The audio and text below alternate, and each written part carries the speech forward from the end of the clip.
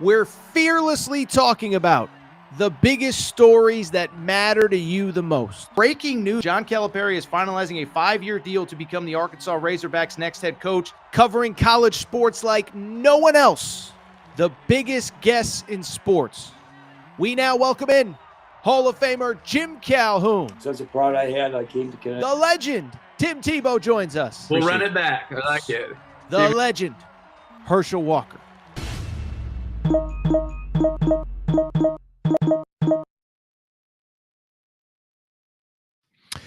Welcome in, everybody. Little Sunday night edition, Air Torres Sports Podcast. I'm your host, Air Torres. Hope everybody's doing well. Hope everybody's having a great day.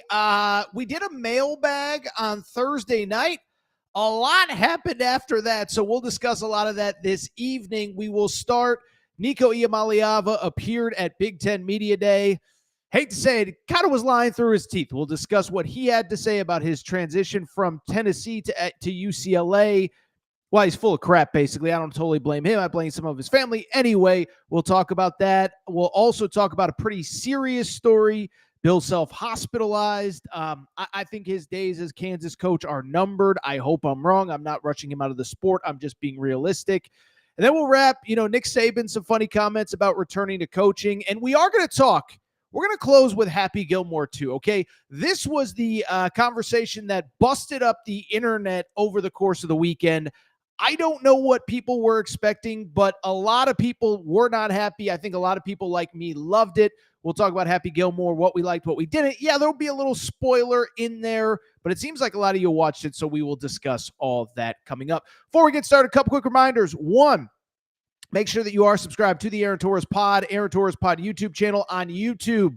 We have new clips, new videos going up every single day. As nobody has already said in the chat, we are closing in on 60,000 subscribers. We cannot thank you enough for your support, but doesn't mean that you can't subscribe if you're not already. Also, you can find us on Apple, Spotify, wherever you get your podcasts. And I should mention our college football betting YouTube channel. If you like Torres, I talk a lot of college football as well. We do kind of game previews and kind of more traditional betting content on that channel, but we're closing in on 1,000 subscribers on that channel. So make sure you subscribe there as well. With that said, it was a busy weekend across sports. There is no more time to waste, so let's go ahead and get to the topic of the day. Topic of the day, it's funny, I mentioned this off the top. We did a mailbag show on Thursday because there wasn't really a ton going on. Then two major stories broke Thursday night into Friday that I do want to go ahead and discuss. And I want to start with Nico Iamaleava, who really made pretty much his first public appearances as the quarterback of the UCLA Bruins. Okay, at this point, we don't need to revisit what happened in Knoxville, but, Nico was the starter, made the playoff. We thought we knew why he left in April. Now, he has a little bit of a different version of events, which he discussed at Big Ten Media Day. And we're going to get to some quotes in a minute. Before we get to them, let me just be transparent. I think I've been fair to Nico, but I also think I've been critical as well, and I think I've been critically fair of Nico. I do bring it up to say I give him credit for showing up to Big Ten Media Day, answering questions, and I give credit to UCLA for bringing him. With that said, just because he showed up and just because he spoke, I think he tried to pull the wool over our eyes, and I just don't know that I was buying it or pretty much anybody was buying what Nico had to say about his departure from Tennessee, okay? So let's get into a couple different quotes. Let's just talk about what he said, because essentially, let me just set it up, is that basically every quote centered around two things on why he left Tennessee. One, wanted to be closer to family, and two, it was definitively not about money. Like I said, you can say what you want. Just because it's your version of the truth doesn't mean it's the truth. But let's get into the quotes before we kind of break them all down, okay? So the first quote, this was the one from kind of the general scrum that really kind of made the rounds over the course of Thursday into Friday. Nico said about his time leaving Tennessee, a lot of false reports that made me not feel comfortable in the position that I was in. But in the back of my head, I always wanted to come back home and to be closer to my mom, be closer to my dad, and, just have my family, their support at our games. In our Samoan culture, we're always together. And I think that's the main thing for me, the driving factor for me to come back home. So that was quote number one from Nico. Again, that was in the general media area. Felt like a lot of people kind of shared that quote. Nico saying it was about coming home. It was about being closer to his Long Beach, California, where he grew up. But then there was the second part of the quote. This one I only saw in Brandon Marcello's article at CBS. So I want to make sure to give Brandon Marcello credit. I don't know if he got him one-on-one. I don't know exactly what happened. But here is what Nico told Brandon Marcello about whether money played a role in Nico's decision to leave. He told CBS Sports, quote, "Not at all. In other words, not money not being an issue. My family was strictly the main importance for me. I let my business team, my parents handle the NIL side of things. Just me being closer to family was the most important thing." This, according to Nico Iamaleava. All right, so let's get into those quotes. I'm going to pick them apart with a fine-tooth comb. But I think if I have one theme from this Nico conversation, it is pretty straightforward to me. Everyone is entitled to share their side of events. And again, I am glad that Nico shared his side. By the way, if any of his camp watches our show, you have an open invite to come and argue with me or tell me where I'm wrong. Okay, I always try to be fair. I've been critical of Nico dating back to April. But my biggest takeaway from those quotes is pretty direct and it's pretty straightforward. Just because you have your version of the truth doesn't mean that it actually is the truth. So let's go ahead and dive in. So again, seemingly it feels like there were two elements of Nico's argument or conversation about why he decided to leave Tennessee. One, that it was about being closer to home. Two, that it was not about money, excuse me. So let's go ahead and dive into each of those because I think they're interesting. Let's start with the money factor, okay? Let me just say, maybe Nico's telling the truth. The counter to that is it would literally go against every single piece of reporting that is out there. And let me even, you know what? Let me even pseudo defend Nico for half a second, okay? It was about money. You don't need to lie to us. But two, even if it was, given the circumstances, I don't know that I totally blame his camp for asking for more. Now, they botched it, 7 ways to Sunday, but I don't blame them because here is why it obviously was about money, and it had to be about money at least to some degree. It's because, again, in defense of Nico, the quarterback market changed quite a bit from the time he committed to Tennessee. Remember, he committed to Tennessee going into his senior year of high school. We know about the dollar figures attached to him. We know the fact that he got paid during his redshirt year, got paid during his high school years, because remember, California has NIL. But the fact is that basically the deal that he agreed to, we saw the contract back when it happened. I think it was The Athletic who was the one who really was able to get the freedom of information to get the contract. It paid him about $2 million a year. And so to say it's not about money, of course it's about money, and here's why. It's because the quarterback market changed, okay? It's not Nico's fault. It's not my fault. It's not your fault. It's just the reality of the situation. NIL and the quarterback market changed. Go back to when he signed. It was for $2 million a year. Well, guess what? Most of the best quarterbacks in college football in the transfer portal were getting more than that this past offseason. A couple names. Darian Mensah transfers from Tulane. He ends up at Duke. There were reports of $4 million a year. Yes, Duke paying $4 million a year for Darian Mensah, some through rev share, a lot through private donors, a lot through the collective. I don't really care. Somebody wants to pay their quarterback $4 million, go do it, whatever. But that's twice as much as Nico was making. And also, we obviously saw the reports about Carson Beck transferring to Florida, collective, NIL, probably in the $4 million a year range. And so from Nico's perspective, of course it's about the money, because I think in his defense, he's saying these guys are getting $4 million. They've never played a game at their school.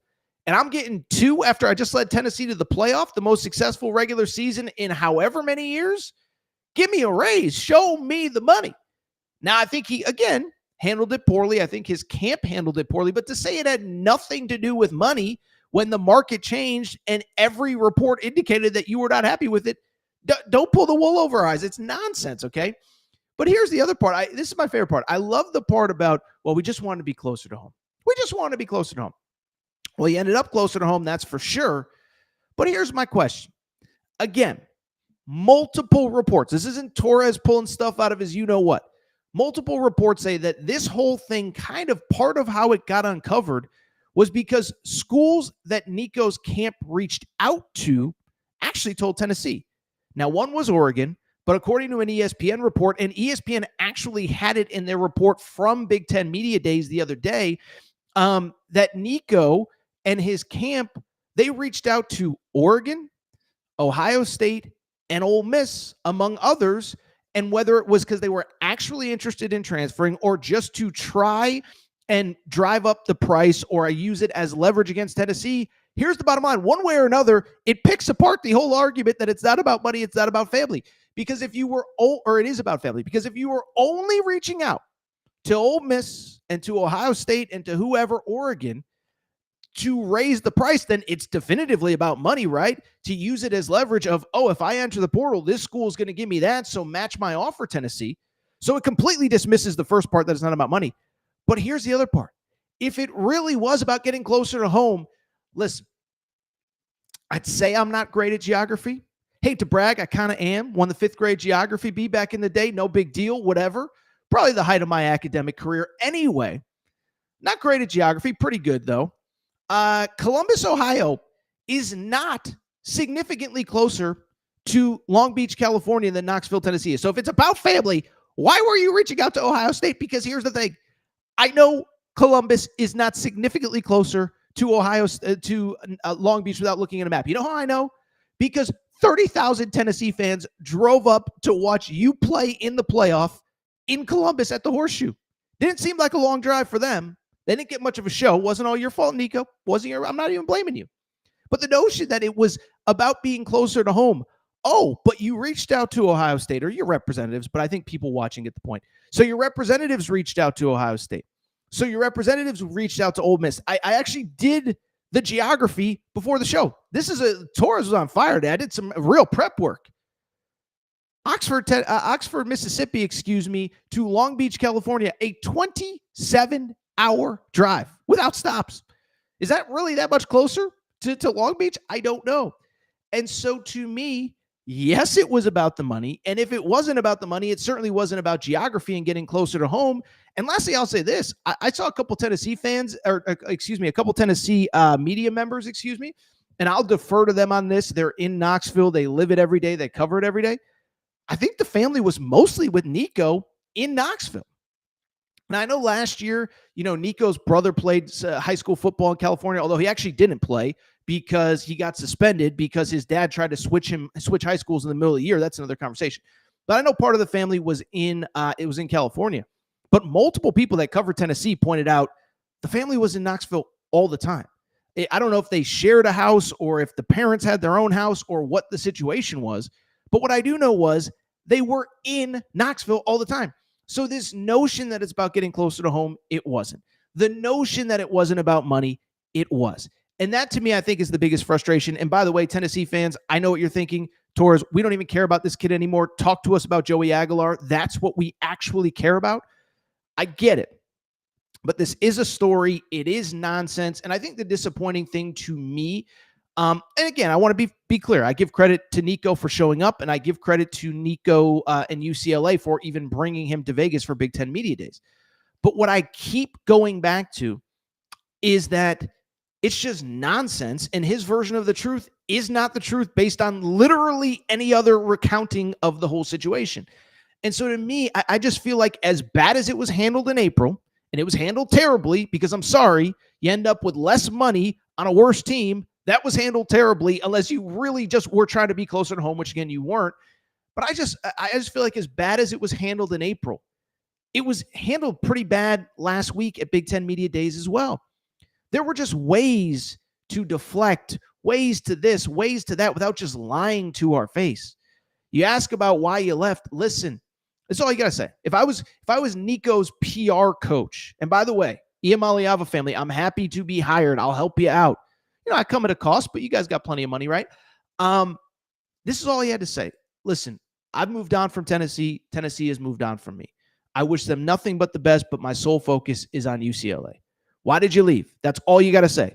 I love Tennessee. I loved my time there. My sole focus is on UCLA right now.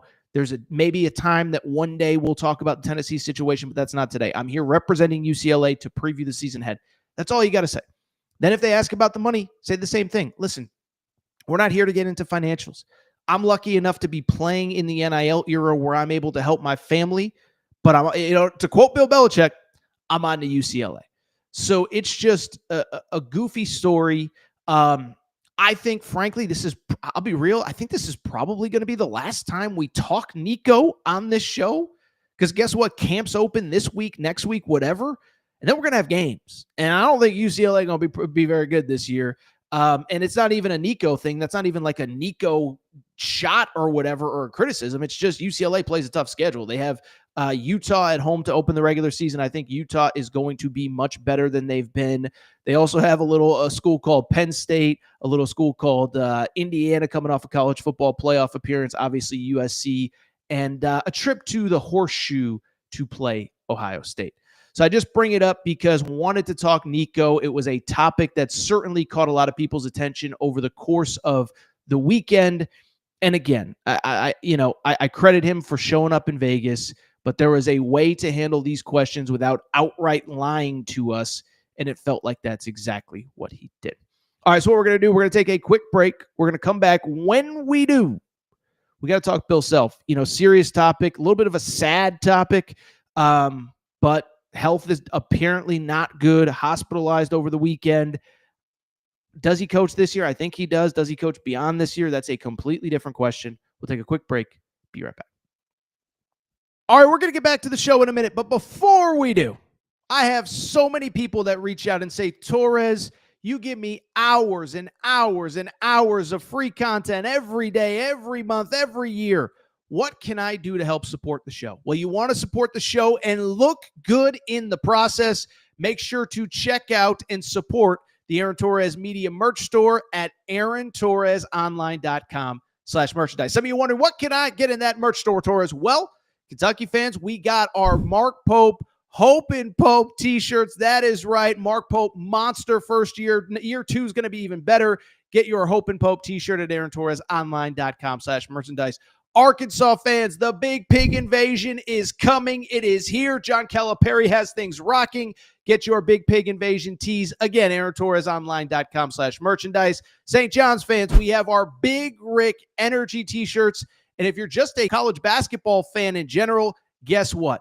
Your March is for Day Drinking shirt. That is the shirt that you need year-round, but especially for the next NCAA tournament. You can order yours now. By the way, football fans, we got you covered too. Auburn fans, we already know the freeze warning has hit the plains. Make sure to get your freeze warning t-shirts. Also, Nebraska fans, new era, new rules, the t-shirt that you need before the start of this coming season. And oh, by the way, if you're a Colorado fan, if you're just a Coach Prime fan, we have our Dion shirts and hats, more of them than we know what to do with. So to check out the full line of Aaron Torres Media merch and also support the show, good news is we're going to have even more for the fall. Check out the Aaron Torres Media merch store at aarontorresonline.com/merchandise.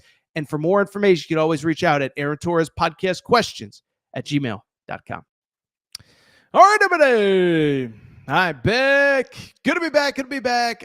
So we're going to get to that man right there, Bill Self, in a second. First of all, want to acknowledge the audience. It's a Sunday in July.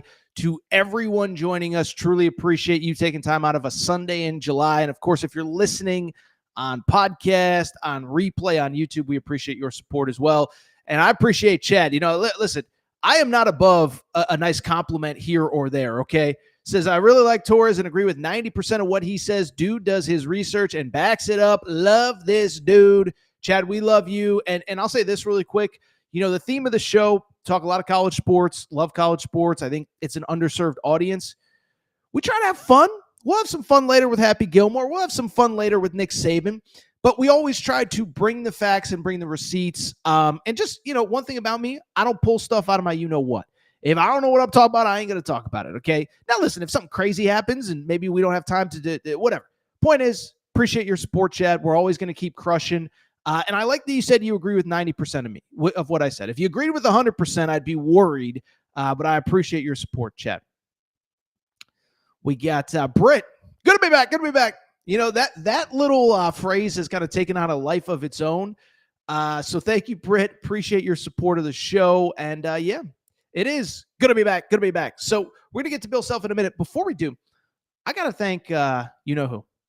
Our friends, our partners.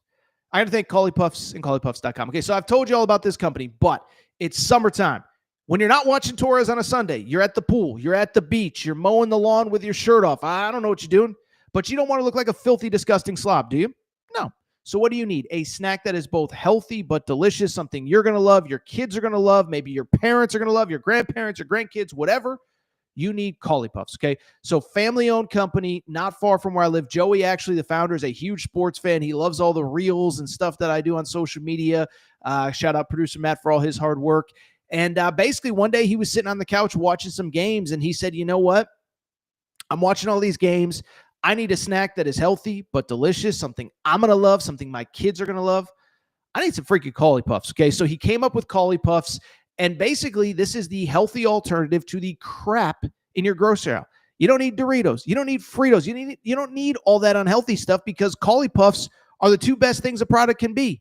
They are delicious, but they're also healthy. Baked, not fried, healthy ingredients, all that good stuff. But the best part is they taste delicious. For more information, this is what I need you to do. Go to ColliePuffs.com. That's CAULIPUFFS.com. ColliePuffs.com. That's all you got to do. Go to ColliePuffs.com. And how about this? The founders of Collie Puffs are so happy with the support of this show. So we had so many orders. They said, we're going to do something special for you, Torres, something special for your listeners. This is all you got to do. Go to ColliePuffs.com. Order 1 bag or 100, whatever you want. You want to try them? Never tried them? Guess what? We're going to give you 15% off all of your purchases, not just the first one, all of your purchases with code Torres. That's code TORRES. ColliePuffs.com. Promo code Torres gets you 15% off. They are, by the way, available on Amazon as well, so you can always check them out there, Amazon.com. But you want that 15% discount, try them, ColliePuffs.com. All right. Let's switch gears off of Nico. Let's get to another topic that broke right after we got off air Thursday night. And it's a little bit of a serious topic, and it's a little bit of a sad topic, but it's certainly a topic that a lot of people have reached out to me about over the last probably 72 or so hours as we record, and that is the health and the status of Bill Self, okay? So Bill Self, you don't need me to tell you, Hall of Fame coach, absolute legend. Both on the court and off the court, the last couple of years, things have not been great. On the court, one of the great programs in college basketball has regressed. They haven't been terrible, but started preseason number 1 each of the last 2 years, finished 5th in the Big 12 2 years ago, finished 6th last year. And also, there have been some health issues as well. If you remember, 2023 NCAA tournament, Kansas, that was the last kind of great year they had on the court, was a number 1 seed. And Bill Self, right before the Big 12 tournament, we get this report that there is some sort of heart issue. There's some sort of health issue. I don't even know if they said heart at the time, but he didn't coach in the Big 12 tournament. He didn't coach in the NCAA tournament. If you remember, they lost to Arkansas in the round of 32. Arkansas makes their 3rd straight Sweet 16 at the time. And again, afterwards, we find out that Bill Self had some sort of heart issue. I'm not going to speculate. I don't think it's ever been technically, officially, totally reported on what he had. But we knew that it was something not good that forced him to miss time. And to his credit, he has been back over the last couple of years coaching Kansas. Well, I bring it up because summer session in college hoops is kind of coming to a close. And again, Thursday night, we get just a really scary, really sad, but hopefully okay report out of Kansas basketball. For people who missed it, a release from Kansas basketball said that Bill Self was hospitalized after experiencing, quote, some concerning symptoms. And they added that he underwent a procedure to have 2 stents inserted and is expected to make a full recovery.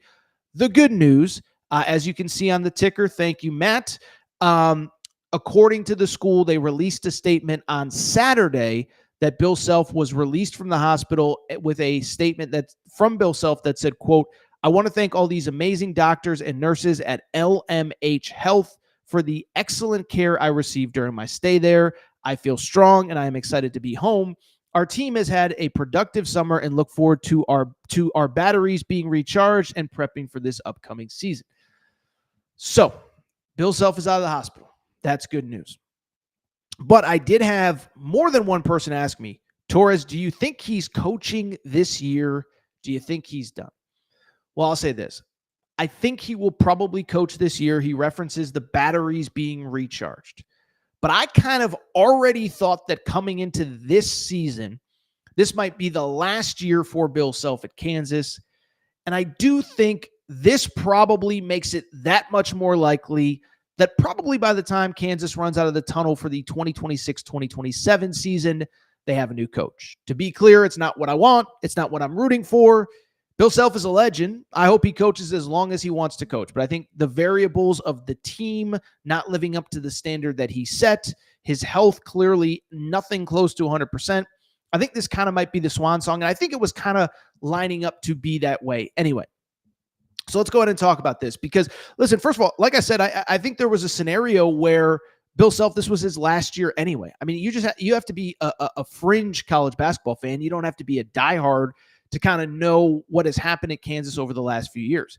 You know, Bill Self for a 20-year period, I think you could probably argue was probably the most consistently excellent coach in college basketball. The Athletic a few weeks ago did their top coaches of the 21st century.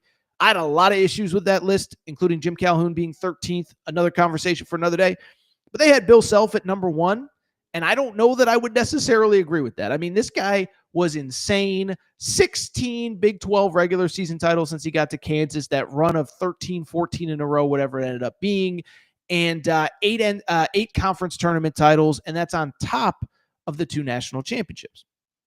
With that said, though, I think what has also been apparent is that the last couple of years, and I really think as NIL has kind of taken the form that it has, combined with the transfer portal taking the form that at least now it currently is, there's no doubt that Kansas has regressed. And I'm always careful in how I say this because Kansas fans will get on you on social media. NIL did technically start in the summer of 2021, but that was a weird time, right? Nobody really knew what was going on. Nobody really knew what was allowed. Nobody, I think at the time, was willing to push kind of the pay-for-play stuff, which we now see. So Kansas wins a national championship in 2022, but immediately, right after that, it becomes obvious that this is going to be a pay-for-play era that was right around the time, ironically, we just talked about him, that Nico committed to Tennessee. And the last 3 years have been way different than the previous era of college basketball. Essentially pay-for-play that we're calling NIL. And I think as important, the transfer portal in the manner that it is. Every single year, at least for now, probably until we get collective bargaining, every single player on every single roster is a free agent.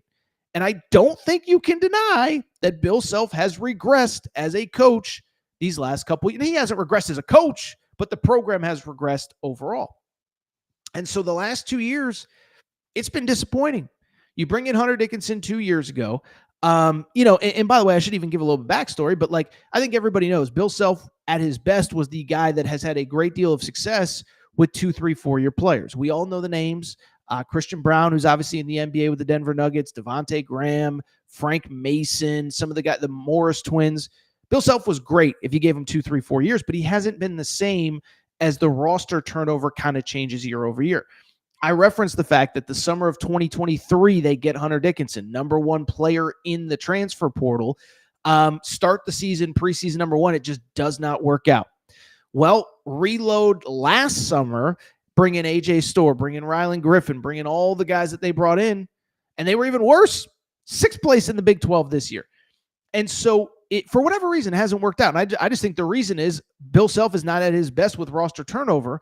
And it's funny, I was talking to somebody about this actually at the Adidas event 2 weekends ago when they had the AAU event in Los Angeles, is you start looking at this NIL era. Who would you say in the Big 12 has kind of mastered it or at least continues to win at a high level? Houston, certainly coming off a Final Four, I would say fits that bill. Texas Tech, coming off an Elite Eight. Grant McCaslin brings back the Big 12 Player of the Year. They certainly seem to have the NIL portal era figured out. Iowa State, they recruit a different kind of player than pretty much everybody else in the league, but it works for them. They figured out NIL in the portal for them. BYU, small sample size. They got to prove it year over year over year, but coming off a Sweet 16 in year one, have a preseason, I think, relatively consensus top 10 team.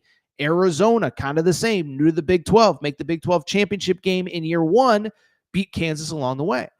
And so I just bring it up because Kansas, for whatever reason, it has not worked out. And I think even going into this summer, there was kind of a sentiment of like, Bill Self doesn't really figure it out this year. And if you're talking about a 5th, 6th, 7th place finish in the Big 12 next year, I don't think anyone's going to force Bill Self out, but I think he's going to sit there and look in the mirror and say, can I still do this at the highest level? And I think, I'll be honest, just talking to people who know him way better than I do, because I don't know him at all, but I know enough people who do, and they say like, he has sort of been a different dude since the health issues from 2, 3, 4 years ago. By the way, how could he not be? That's not a criticism. That's just a fact. How could you not be after what he went through in 2023? And so I think there was this sentiment that this coming year, it's kind of the swan song, right? Is that, yes, I think if it went perfect and you make a Final Four, yeah, he probably comes back. This is all prior to what happened on Friday. But, if everything goes perfect, then yeah, you keep running it back and whatever. But this is the year. He's got Darren Peterson, the potential number 1 pick in the NBA draft. Now, again, to be clear, I know that he has been at his best, usually with 2, 3, 4-year players. Darren Peterson's a little bit of a different dude, though, okay? So you got Darren Peterson. You seemingly have built a talented roster around him. And I think most people kind of thought this was the swan song of like, if it doesn't work out, you're kind of out of excuses, right? It almost reminds me of John Calipari at Kentucky, where he tried to go old, then he tried to go young, then he tried to change the offense. And at some point, it's just like, you need a fresh start or you need to not be here. And that's not even criticism of Cal. It's just a fact. And I kind of feel the same with Bill Self. Went all in on Hunter Dickinson, didn't work. Then went all in on the portal, doesn't work. Now he's kind of going in with that freshman star and role players around him. If it doesn't work, I just don't know what his future is. That's not a criticism. It's just a fact. And I think this health thing only changes it a little bit. And I think it does set him up to have a very nice swan song if he is so inclined. You make a nice run with Darren Peterson, you call it a career. You don't make a nice run with Darren Peterson, it's kind of just, you haven't figured out this era and it's over. So I don't wish any ill will towards Bill Self. Like I said, I hope he coaches forever. I hope he's good enough and healthy enough to keep coaching until he's 75 or 80 if he wants to. Coach K coached into his 70s. Roy Williams coached into his 70s. Jim Boeheim coached into his mid to late 70s. If you're healthy enough, man, keep doing it. But the combination of the program struggling now, I mean, listen, I'm not a doctor, but we got to have an honest conversation about the health, right? Second heart situation in 3 years. Maybe it is time to reconsider. I still think he coaches this year, to be clear. I know he again, you can see on the screen that he said that, thank you to the medical team, blah, blah, blah, blah, blah. I still think he coaches this year, but I think, and again, assuming the doctors clear it. But I think after this is probably it for him. And again, we'll see what happens. But if you were asking me to bet money, which would be a sick thing to bet on, I must say, I would guess that this is probably his final season. So speedy recovery to Bill Self. Hope he's on the sideline. Hope he gets one more run at it with a potential transformational player in Darren Peterson. But that was the news of the weekend. A lot of you asked me about his current future, as in, what about this coming season? I think he probably coaches this year. I don't know about beyond that. All right, so what we're going to do, we're going to take a quick break. We're going to come back, answer some more of your questions. Then we'll put a bow on the show. Nick Saban with some funny comments over the course of the weekend. And listen, I'm going to do something sort of controversial. I'm going to talk Happy Gilmore too, because apparently some people are triggered that it didn't meet their cinematic expectations. So we'll take a quick break, come back, a couple more topics. Be right back. What's up, everybody? It's AT, and I've told you before, when I'm on the road, when I'm podcasting, sometimes you end up looking like a slob. Look at me, mismatched socks, I'm wearing shorts. What am I doing? The folks at Fiobach said, Torres, let's get you some fresh gear to look better when you're on camera. Well, what do you think? This is all part of the spring collection for Fiobach. These jeans, perfect when I want to go to games, casual, serious, business casual, you name it. Got the quarter zip. And oh, by the way, we got this perfect zip. This is the perfect spring, summer zip that you can wear when you're out with friends. Maybe it gets a little chilly. Maybe it's a little chilly in the morning. Perfect for all occasions. So this is what I need you to do. If you like what you see, and you should, what I need you to do is visit Fiobach.com. That's Fiobach.com, Fioboc, By the way, Fiobach has a special promo code for listeners of the Aaron Torres pod. Use promo code Torres and get 20% off your purchase. Thank you again to Fiobach. By the way, make sure that you're following them on social media at Fiobach, Fioboc. Thank you, Fiobach. All right, everybody. All right, back. Good to be back. Final segment of the show. So good to be back. Want to wrap with a couple things, but thought we got a good comment in the chat. Apache King, I believe, agrees with me. Sounds like he is a Kansas fan. Self wants to make one more Final Four run this season, then step aside. I think there's something to that, Apache King. Bottom line is he's certainly got the team to do it. Nobody questions his X's and O's. The other thing I didn't mention, by the way, and I probably should have, you bring in Jock Vaughn this offseason as an assistant coach. For people whose name that doesn't sound familiar, much like Happy Gilmore, Jock Vaughn was a very famous name of the 90s. He was a Kansas legend who went on to the NBA, and he has actually been an NBA head coach. And so I do wonder if, he was brought in to be the eventual successor. He's been an NBA head coach. We know that we have more of a professional model in college sports right now. We know that Kevin Young at BYU came from the NBA. A couple other hires this offseason have come from the NBA. So I think there's probably something to that as well. All right, really quickly, let's wrap with a few things. By the way, if you have any questions, thoughts, comments from the weekend, go ahead, throw them in the chat. We're going to talk some college football. We'll do all the college football preview stuff. We still got another 4 weeks to give picks and predictions. But if you have any thoughts, make sure to do so. We'll probably do another mailbag Friday. So you can always send your questions, Aaron Torres podcast questions at gmail.com. But before we get out of here, a couple quick things. One, do want to talk about Nick Saban. I think most people have seen this audio by now. It's pretty funny, though. So basically, Nick Saban, SEC Media Days, we've all talked about it, right? Greg McElroy shows up at Media Days, and I don't know Greg well. I've been on his show, but I like him. I don't think he was purposefully trying to create a headline, but he certainly did when he said that he had heard from somebody close to Nick Saban that Nick Saban was interested in coming back. Now, we talked about it at the time. Nick Saban's daughter addressed it on some social media, Twitter, TikTok, Instagram, whatever. We hadn't heard from the horse's mouth, though. Let's get to Nick Saban on Fox News on Friday talking about a potential return to coaching. I never really ever had a thought about getting back into coaching until 2 days ago. Miss Terry said I had to run the sweeper in the entire downstairs. So while I was running the sweeper, the thought occurred to me, when you were coaching, you had a heck of a lot better job than this. That was Nick Saban on a return to coaching. First of all, when he says I'm running the sweeper, that isn't a toss to the halfback. Okay, that's the vacuum. And I thought, Saban can be funny, can be clever. I thought it was a funny way to address it. I never really thought about coming back to coaching.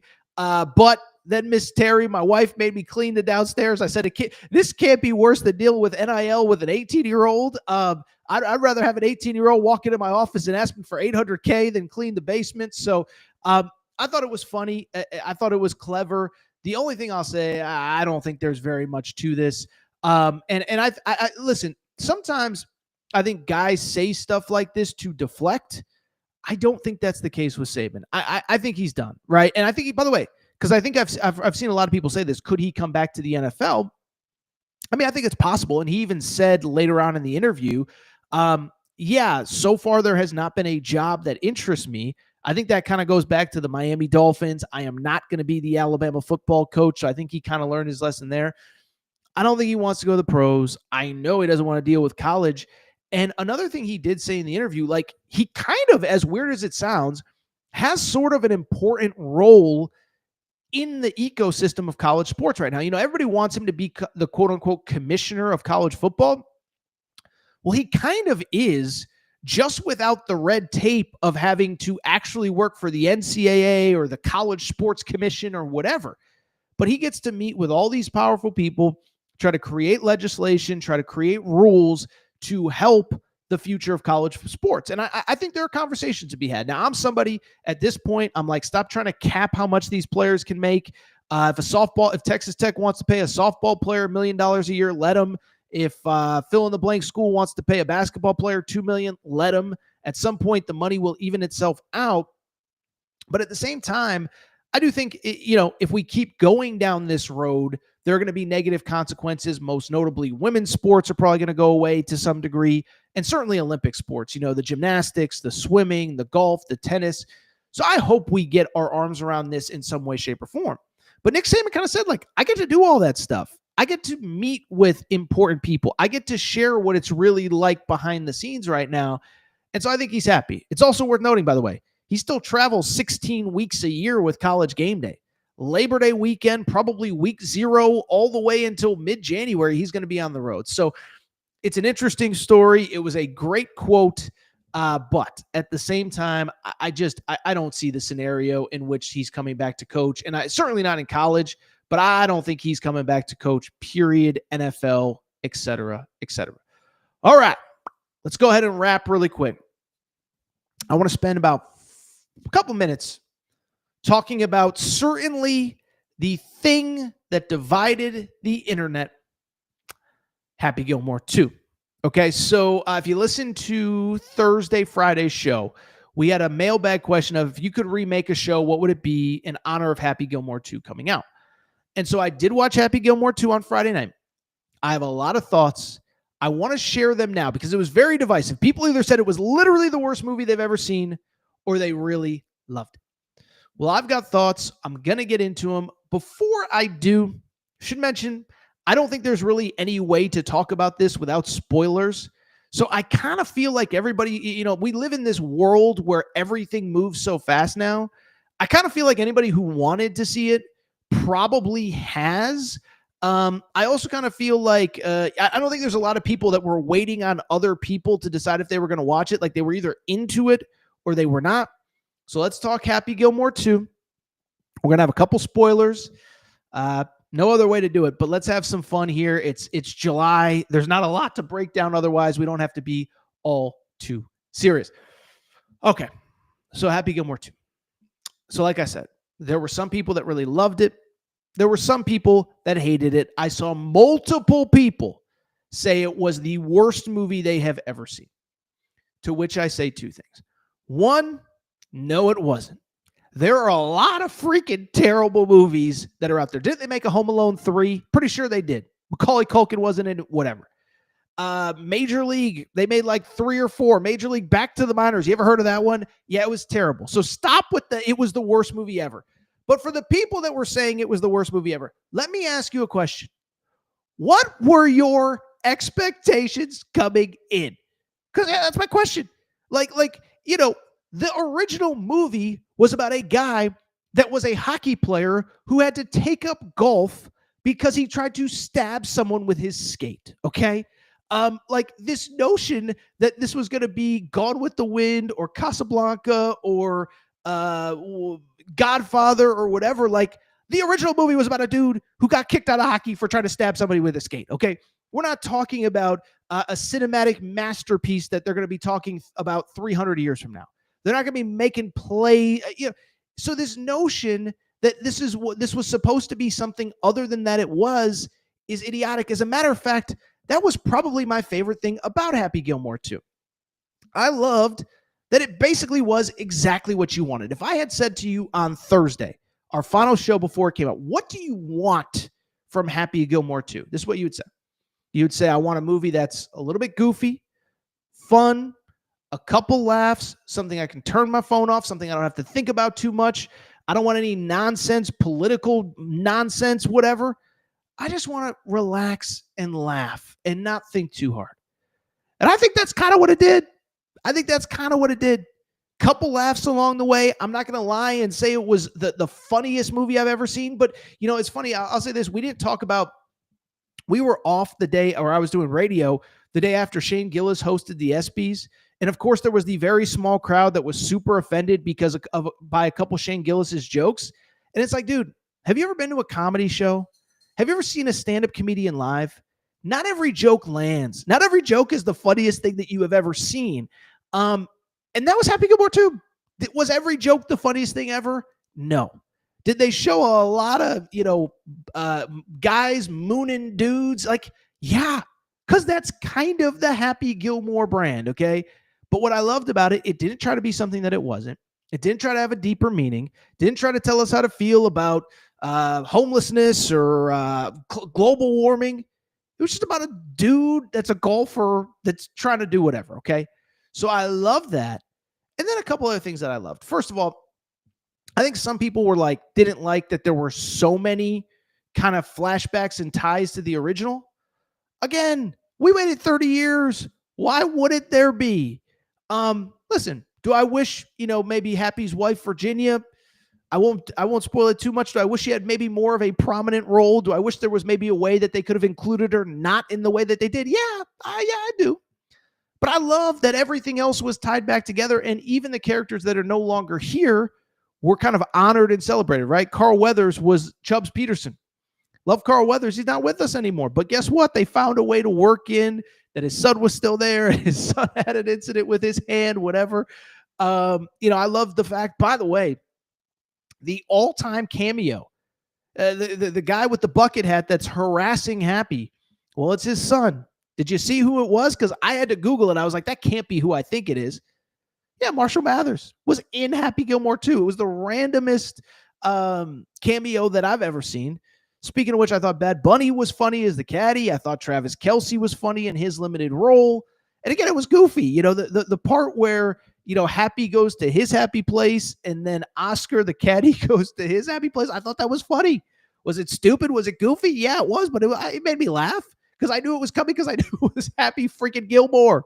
Because I didn't think it was Gone with the Wind. Because I didn't think it was Casablanca. I would also say, like, the other thing I really liked about it, too, I like they worked in all the former golfers. Again, no spoilers, but spoilers. Basically, every prominent living golfer, from the American side of things, I don't know how many international golfers there were, but pretty much every prominent golfer, and certainly every prominent golfer in the current landscape of golf was in this movie except Tiger Woods. And I'll take it a step further. I think Tiger Woods missed a shot to kind of, one, keep himself relevant, but I don't think Tiger needs to keep himself relevant. So scratch that from the record.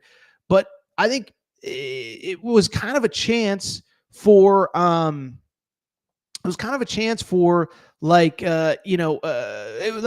backtrack. Okay. So Tiger Woods, I think he missed a chance. I think it was a family movie. I would love to see the numbers of people who streamed it. And I think it would have shown a different side of him. That was one thing that I loved. All these golfers were in it. All these golfers didn't take themselves too seriously. It was fun. Jordan Spieth is the guy complaining about the gin and tonic. Jack Nicklaus is there. Scotty Scheffler. I thought all these wins that Scotty Scheffler has, Happy Gilmore is probably going to be the thing that a lot of people know him for. And the fact that he kind of played up all the stuff that happened in Louisville last year at the U.S. Open, I thought it was funny. So listen, again, I just say, like, and by the way, you can hop in the comment section too for those of you who are watching it live. I would love to know. I would love to know what people's thoughts are. But it's like, what were you expecting? Like, for people who say it wasn't good, what were you expecting? I thought it was great. I thought it filled the exact role that I was looking for. I thought it was the thing that I wanted. All I wanted going into Happy Gilmore was a couple things. I wanted to be able to put my phone down for a few hours on a Friday night, not think about everything going on in the world. And I'm not somebody that even gets caught up too much in the news. But I didn't want to think about, the real world stuff that's going on. I wanted a couple laughs. I wanted to have fun, and I got it.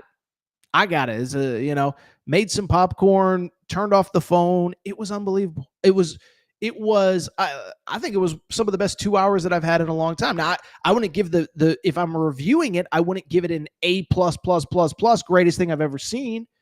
But I thought it filled the exact role that I was hoping for. And lastly, let me say this. It just reminded me of a 90s movie. And I hope they find ways to make more of them where it's pretty goofy and the humor's kind of sophomoric and the plot doesn't totally hold up and it doesn't totally make sense and it's a little bit goofy and there's holes in the plot. But I mean, I'm a guy that grew up on Billy Madison and Happy Gilmore and Superbad and Wedding Crashers. And it's like, We need more movies like that, man. So shout out Adam Sandler. Don't listen to the critics. Don't listen to the haters. You had some fans in the Torres household. I'll take it a step further. I put out kind of a thing on our YouTube communities page, and it felt like the vast majority of people really liked it. There was a couple negative Nancy's, but for the most part, it felt like everybody enjoyed it. So thank you to Adam Sandler for what I thought was a pretty funny movie. All right, I'll tell you what. I think it's time for us to get out of here. Fun show. I think it's time to go. If you are not subscribed to the Aaron Torres Pods, what I need you to do, please make sure to subscribe.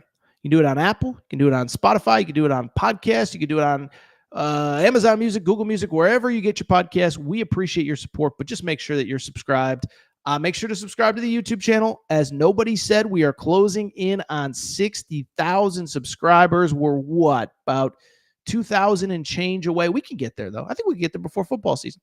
So make sure you're subscribed. If you're not subscribed, make sure to do so. And that's about it. Thank you to Collie Puffs. Thank you to our partners. By the way, we have some pretty big advertising news coming soon. Very excited for that. I don't want to give away too much just yet. Do think it is time for me to go. By the way, shout out to Charter Cable. My internet didn't go out during this show, which is a huge win. Last couple of weeks, been a little bit of an issue. Time to go. Shout out to Torrent Craig. Shout out to Rachel, who hates my voice. Shout out to JJ Reddick. You F-Ed unblock me. Shout out Happy Gilmore. Good to see you back, buddy. I'll be back Tuesday.